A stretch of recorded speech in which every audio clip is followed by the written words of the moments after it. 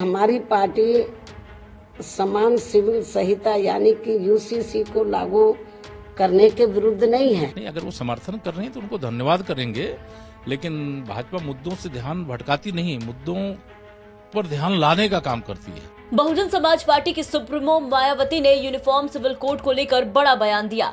Baspa chief Mayawati ने uniform civil code का समर्थन कर दिया। मायावती ने कहा कि अगर यहाँ सभी धर्मों के मानने वाले लोगों पर हर मामले में एक समान कानून लागू होता है तो इससे देश कमजोर नहीं बल्कि मजबूत होगा। बसपा चीफ ने आगे कहा कि इससे देश के लोगों में आपसी भाईचारा भी पैदा होगा। इसी को ध्यान में रखकर ही भारतीय संविधान में यूनिफॉर्म सिविल कोड का जिक्र किया गया। इस दौरान बसपा चीफ मायावती ने यह भी कहा कि बसपा यूसीसी का समर्थन करती है, लेकिन इसे जबरन थोपना सही नहीं है, लेकिन इसे जबरन थोपा नहीं जा सकता। इसके लिए जागरूकता और आम सहमति बनाना जरूरी है।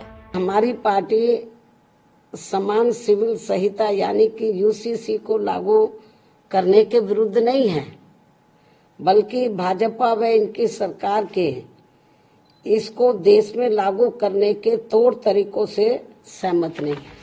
वही मायावती के इस समर्थन का बीजेपी ने स्वागत किया। साथ ही डिप्टी सीएम केशव प्रसाद मौर्य ने भी कहते हुए नजर आए। तो समर्थन में है, ला कमीशन को अपनी भावना से अवगत करावें और यूसीसी मतलब जो एक संकीर्ण मानसिकता से बाहर देश को निकालने के लिए एक जरूरी विषय भी है और जरूरी कदम भी है। यूसीसी का मतलब सबका साथ सबका विकास है। यूसीसी का मतलब तुष्टीकरण की राजनीति बंद करके संतुष्टीकरण की राजनीति करने की शुरुआत है और भारतीय जनता पार्टी की दृष्टि से ये हमारा वैचारिक मुद्दा भी है। हमने देश की जनता से ये वादा किया था जब भाजपा बहुमत में होगी तो जम्मू कश्मीर से धारा 370 हटाएंगे। उस समय भी बहुत सारे राजनीतिक दल नेता विरोध में थे कि नहीं, हम धारा 370 कोई हटा नहीं सकता। कांग्रेस ने तो यहां तक कहा था कि अगर हम दोबारा सत्ता में आ गए तो हम फिर धारा 370 लाने का काम करेंगे। उनके युवराज राहुल गांधी जी ने कहा था।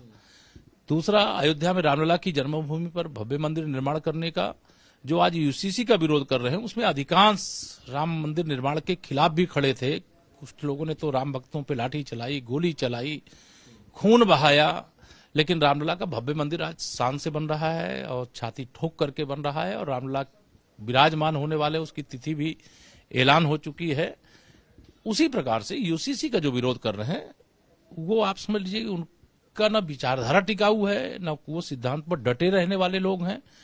और यूसीसी को सब जानते हैं कि यूसीसी माने कि ये किसी के विरोध के लिए नहीं, सभी देश के नागरिक हैं, सबके लिए एक कानून होना चाहिए और ये भारतीय जनता पार्टी का हमारा मुद्दा था और इस दिशा में हम आगे बढ़े। आज देश का समर्थन मिल रहा है। मायावती जी ने यह भी कहा है कि मुख्य मुद्दों से बीजेपी भटकाना चाहती है, अपने एजेंडे के तहत करेगी तो हम समर्थन नहीं करेंगे, अगर नॉर्मल तरीके से करेंगे तो हम साथ हैं। नहीं, अगर वो समर्थन कर रहे हैं तो उनको धन्यवाद करेंगे, लेकिन भाजपा मुद्दों से ध्यान भटकाती नहीं, मुद्दों पर ध्यान लाने का काम करती है।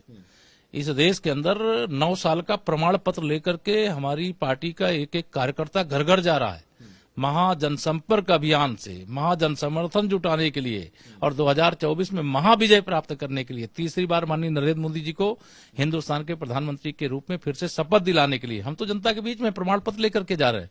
उनके पास क्या है? जब सत्ता में थे कुछ किया नहीं, चाहे वो सपा वाले, बसपा वाले, कांग्रेस वाले। जब सत्ता में थे, अगर जो इस समय बोल रहे हैं इसका 5% किए होते तो भाजपा सत्ता में नहीं होती। वो सत्ता से हटते नहीं, हम सत्ता में आते नहीं, लेकिन जब विपक्ष में रहेंगे, जो बयानबाजी करेंगे, वह अगर सत्ता में रहते हुए किए होते तो उनके बयान का असर होता। लखनऊ से समझ श्रीवास्तव की रिपोर्ट, यूपी तक।